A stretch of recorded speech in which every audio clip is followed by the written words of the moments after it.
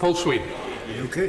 Mr Deputy Speaker, it's a pleasure to follow my own friend from Bristol and share in his delight that Glasgow also is to be home of the other creative hub from Channel 4. A great triumph for a city that's built an incredible reputation for communications and broadcasting over the last 50 years as the home of BBC Scotland and STV. And I'm sure it will help bring a far greater breadth of expression to public service broadcasting, particularly from working class voices, which are too often shut out of mainstream media in this country. So that is a great opportunity for us all. I reflect on the last 10 years, Mr Deputy Speaker, in an era when I started university back in 2008, the same year that Northern Rock collapsed and the banking crisis erupted on this country, and the impact that that had on my generation as we began our formative years, and to look at the efforts that were made at that time to command the global response by the British government, to ensure that the G20 responded with a counter-cyclical growth strategy, and to introduce stimulus that returned the UK economy to growth in record time. And that was the picture when the Labour government left office in 2010, to be succeeded by a Tory-led coalition, which then rapidly imposed a programme of austerity on this country, claiming that there was no alternative. Well, the alternative has proven to have failed, and this budget is a testimony to that failure. It has failed our public finances, Mr Deputy Speaker. The Tories have missed every target they set themselves in terms of fiscal recovery. They were meant to eliminate the deficit by 2015, but the Office of Budget Responsibility described meeting it by 2025 as a challenging objective. If they succeed, it will be by shifting the deficit onto the balance sheets of our underfunded schools, hospitals, local councils and police forces and other public services across this country.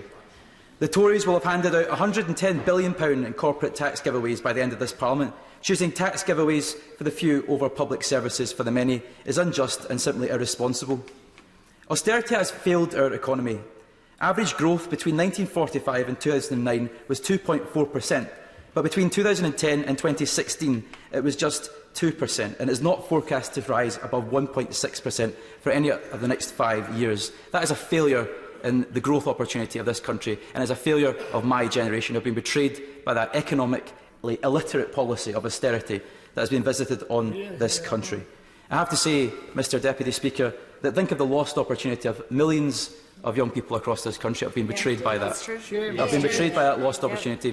For the first time, we expect my generation to be poorer than our own parents. That is simply a shameful indictment of this government's failure to deliver investment in this country. And indeed, average real wage growth between 1946 and 2010 was 2.4% every year on average. But between 2010 and 2018, pay has actually fallen in this country by 3%.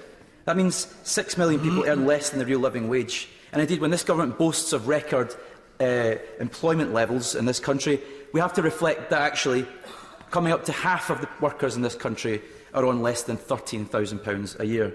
That is a low-wage economy of penury imposed by this government, which has failed to deliver for working-class people utterly. It's shameful. Indeed, the UK is the only major economy in which investment is falling.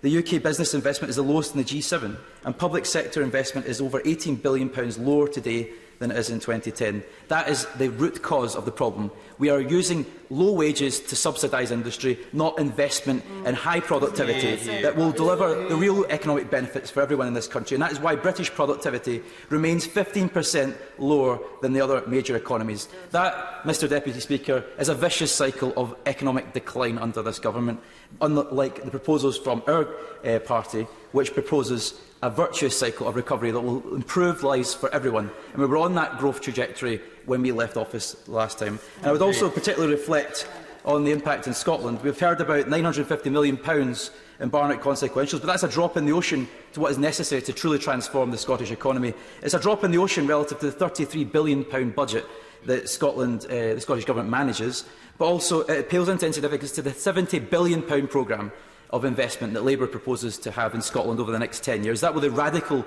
transformation that is really required in the Scottish economy. And indeed, we've seen efforts to try and invest in Belfast with attempts to recover the city there in the wake of a devastating fire, yet nothing from this government after the devastating Glasgow School of Art fire. And indeed, we've seen, as universal credit is about to roll out in my constituency, where I will have the highest number of universal credit claimants in Scotland, over 16,000. We've seen no effort to try and address the huge shortfall of over £7 billion of welfare cuts that this government has had. That is the reality of Tory austerity in this country.